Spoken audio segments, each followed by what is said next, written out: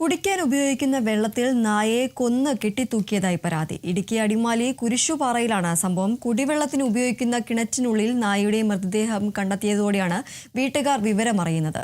Food വാൽവിനോട് ചേർന്ന് നായയുടെ ജഡം കെട്ടിവെച്ച നിലയിലായിരുന്നുവെന്ന് വീട്ടുടമ പറഞ്ഞു. അടിമാലി കുരിശുപാറ സ്വദേശിനി വത്സമ്മയും അയൽവാസിയായ കുടുംബവും ഉപയോഗിക്കുന്ന കുടിവെള്ളത്തിലാണ് അഴുകിയ നിലയിൽ ദുർഗന്ധം വമിച്ച് നായയുടെ ജഡം കണ്ടെത്തിയത്. വീടിനോട് ചേർന്ന് കൃഷിയിടത്തിലുള്ള കിണറ്റിൽ നിന്നുമാണ് ഇവർ കുടിവെള്ളം എടുത്തിരുന്നത്. ചുറ്റുമതിലുള്ള കിണറിന് മുകൾ ഭാഗത്ത് പച്ചനെറ്റും വലിച്ചു കെട്ടിയിരുന്നു.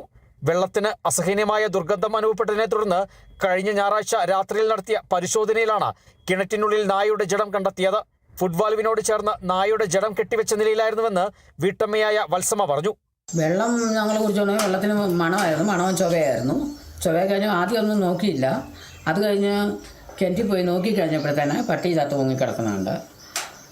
പിറ്റേ ദിവസം ആയപ്പോഴത്തേന് അത് ഞങ്ങൾ ആളെ നിർത്തി കോരിച്ചു എടുത്തു. പട്ടീനെ എടുത്തു കഴിഞ്ഞപ്പോഴത്തേന് പട്ടീനെ കെട്ടി ഫുട്ബാല് കെട്ടി താഴെ താത്തേക്കുവാ.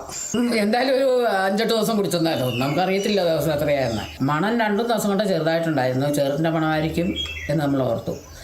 അത് കഴിഞ്ഞാൽ പിന്നെ വലിയതായിട്ട് മണം വന്നപ്പോഴാണ് നമ്മൾ ഇറങ്ങി നോക്കിയത്. നായയുടെ ജഡം പൂർണ്ണമായും അഴുകിയ നിലയിലായിരുന്നു.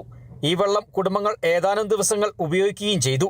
നായ തനിയെ കിണറ്റിൽ ചാടിയതാകാമെന്നായിരുന്നു ആദ്യം കരുതിയത്. എന്നാൽ കഴിഞ്ഞ ദിവസം നായയെ കിണറ്റിൽ നിന്നും പുറത്തെടുക്കാൻ ശ്രമിച്ചതോടെയാണ് നായയുടെ ജഡം ഫുഡ് വാൽവിനോട് ചേർന്ന് കെട്ടിവെച്ച നിലയിലാണെന്ന് കിണറുടമ തിരിച്ചറിഞ്ഞത്.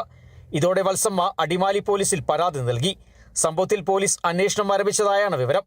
കൃത്യം നടത്തിയവരെ കണ്ടെത്തണമെന്നാണ് കുടുംബങ്ങളുടെ ആവശ്യം. Kerala vision news, Idukki.